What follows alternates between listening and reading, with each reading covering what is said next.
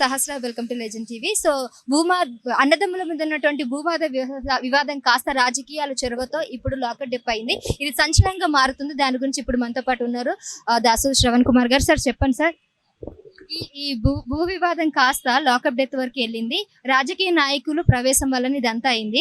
ఒక కాంగ్రెస్ లీడర్ అంటున్నారు, ఒకరు బిఆర్ఎస్ లీడర్ అంటున్నారు. అసలు ఎవరు దీనికి కారణమైంటారు? ఎవరు కారకులైనా సూర్యనాయక్ అనేటువంటి ఒక వ్యక్తిని చింతపల్లి పోలీస్ స్టేషన్కు సంబంధించిన ఇన్స్పెక్టర్ అరెస్ట్ చేసింది వాస్తవము. అతన్ని ఇష్టం వచ్చినట్టుగా కొట్టింది, టార్చర్కు గురి చేసింది వాస్తవము.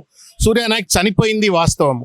ఎవరు దోషులను తేల్చవలసినటువంటిది పోలీసు వాళ్ళు. మేము అందుకే ఇవాళ డీజీపీ గారిని కలిసి ఎవరైనా దోషులు ఉన్నట్టయితే వాళ్ళని శిక్షించండి అని చెప్పినాం. మాకున్న సమాచారం ప్రకారం రూలింగ్ పార్టీకి సంబంధించిన పెద్దలు కొంతమంది పోలీస్ పైన ఒత్తిడి తీసుకొచ్చి ఈ సివిల్ డిస్ప్యూట్లో ఇన్వాల్వ్ అయి తద్వారా పోలీసులు వాళ్ళ ఒత్తిడికి తల ఒగ్గి అతనిపై దాడి చేసినారు, అరెస్ట్ చేసినారు అని చెప్పని మాకున్న సమాచారం.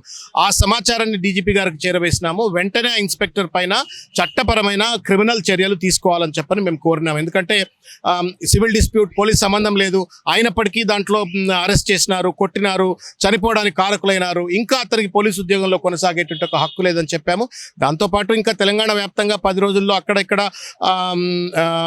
బీఆర్ఎస్ పార్టీ నాయకులపైన, కార్యకర్తలపైన దాడులు కావచ్చు, కొంత ఇంటిమిడేటింగ్, తర్వాత హ్యూమిలియేటింగ్, బులియింగ్, ఇటువంటి ఒక టాక్టిక్స్ అంతా కూడా కొనసాగుతున్నట్టుగా వార్తలు వస్తూ ఉన్నాయి. సో వాటిని కూడా డీజీపీ గారి దృష్టికి తీసుకెళ్ళాము. కొంత కింది స్థాయిలో ఉన్నటువంటి పోలీస్ అధికారులందరినీ కూడా అలర్ట్ చేసి ఈ రకమైనటువంటి ఒక దుశ్చర్యలకు ఎవరు పాల్పడకుండా చర్యలు తీసుకోవాలని చెప్పని కూడా కోరాము. రెండవది, 10 సంవత్సరాలుగా ఫ్రెండ్లీ పోలీసింగ్ ఉంది ఇక్కడ.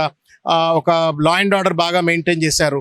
ఇప్పుడు కూడా అట్లాగే లా అండ్ ఆర్డర్ బాగా మెయింటైన్ చేయాలా, ప్రజలకు అసౌకర్యం కలగకుండా, కక్షలకు కార్పణ్యాలకు స్థానం లేకుండా ఒక మంచి పోలీసింగ్ వాతావరణం ఉండాలా, ప్రజలకు శాంతి భద్రతలు కలగాల.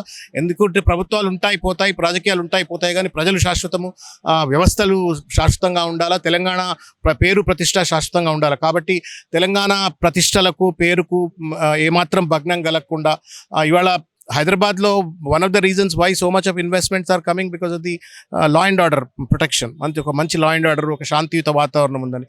కానీ దాన్ని డిస్టర్బ్ చేసేటువంటి ఒక రీతిలో ఎవరు వ్యవహరించినా చర్యలు తీసుకోండి. కానీ కక్షలు, కార్పణ్యాలు, రాజకీయ పొలిటికల్ సెటిల్మెంట్లకు పోలీసును వాడుకోకుండా చూడాలా అని చెప్పని మాత్రం వారికి విజ్ఞప్తి చేయడం. ఇప్పుడు కుటుంబానికి ఎటువంటి న్యాయం చేయబోతున్నారు? కూడా పెద్ద ఎత్తున ఆర్థిక సాయం చేయాలని చెప్పని ప్రభుత్వానికి డిమాండ్ చేశాము.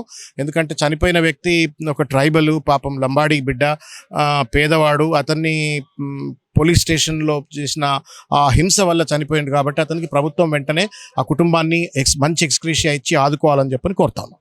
Thank you sir. అంతేకాకుండా ఈ విషయం పైన ఇంకా బిఆర్ఎస్ లీడర్స్ అయినటువంటి ఎక్స్ మినిస్టర్ శ్రీమతి సత్యవతి రాథోడ్ గారు కూడా ఇన్వాల్వ్ అయ్యారు. ఈ విషయాన్ని ఎట్టి పరిస్థితుల్లోనైనా నేను సాల్వ్ చేస్తాను అన్నట్టుగానే పోలీసుతో మాట్లాడడానికి తను రావడం జరిగింది. అలాగే ex MLA Balka Suman, BRS in-charge Dasoju Sravan Kumar, వీళ్ళంతా కూడా కలిసి ఈరోజు డీజీపీ ఆఫీస్లో మొత్తం కూడా ఈ విషయం పైన డిస్కషన్ జరిగింది.